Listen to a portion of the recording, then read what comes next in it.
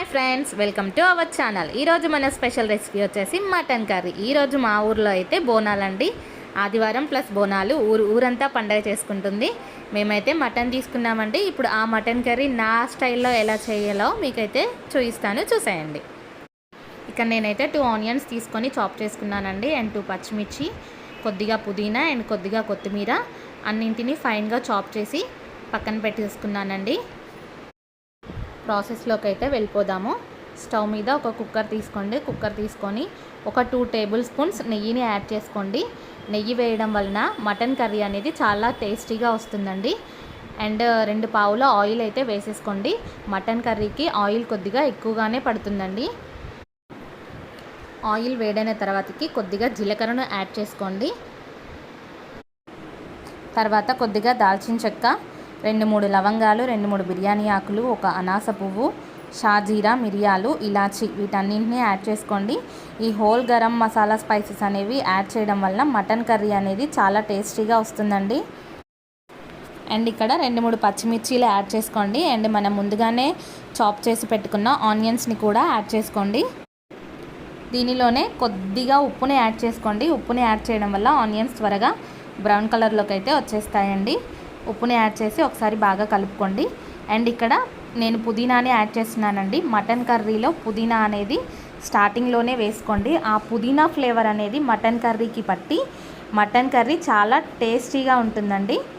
And ఇక్కడ నేను పసుపుని యాడ్ చేశాను. ఒక 5 మినిట్స్ మూత పెట్టి మగ్గించుకోండి. మూత తీసిన తర్వాతకి కొద్దిగా అల్లం వెల్లిగడ్డ పేస్ట్ని అయితే యాడ్ చేయండి.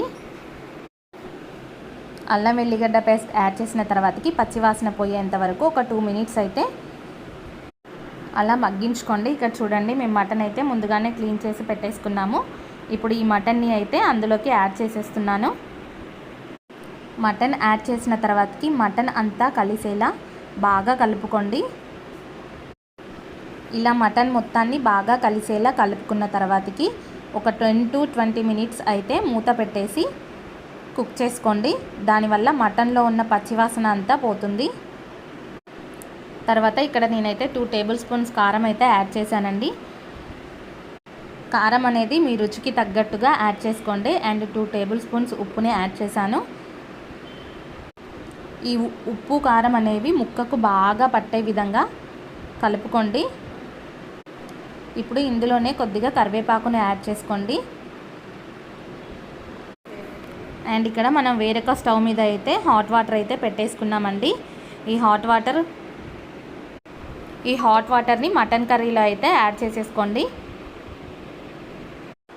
హాట్ వాటర్ యాడ్ చేసుకున్న తర్వాత కుక్కర్ మూత పెట్టి 5 నుంచి 7 విజిల్స్ వచ్చేంత వరకు ఉంచండి. 5 నుంచి 7 విజిల్స్ లోపు మటన్ అనేది మ్యాక్సిమం ఉడికిపోతుందండి. ఒకవేళ ఉడకలేదు అనుకుంటే మరొక 2 విజిల్స్ అయితే ఉంచేసుకోండి. అండ్ ఇక్కడ మనం చూస్తున్నాము 5 విజిల్స్ తర్వాత గ్యాస్ అంతా పోయిన తర్వాతకి కుక్కర్ మూత అయితే ఓపెన్ చేసుకోండి. ఇక్కడ చాలా జాగ్రత్తగా ఉండండి. గ్యాస్ మొత్తం పోయిన తర్వాతకే కుక్కర్ మూతను ఓపెన్ చేసేసుకోండి. ఇక్కడ చూడండి, మనకి మటన్ అయితే ఉడికిపోయింది. ఇప్పుడు ఇక్కడ మనమైతే కొద్దిగా ధనియాల పొడిని యాడ్ చేస్తున్నామండి. ఈ ధనియాల పొడిని యాడ్ చేయడం వలన మటన్ సూప్ అనేది చిక్కగా వస్తుందండి. అండ్ కొద్దిగా గరం మసాలాని యాడ్ చేశాను. లాస్ట్లో కొద్దిగా కొత్తిమీరని యాడ్ చేసుకున్నానండి. ఒక 2 మినిట్స్ పాటు కుక్ చేసుకుంటే మనకి వేడివేడిగా మటన్ కర్రీ అయితే రెడీ అయిపోతుందండి. అంతే అండి. ఈరోజు మీ ఇంట్లో మీరు ఏం స్పెషల్ చేసుకున్నారో కమెంట్ చేయండి. వీడియో నచ్చినట్టయితే లైక్ చేయండి, షేర్ చేయండి, సబ్స్క్రైబ్ చేయండి. Thank you for watching.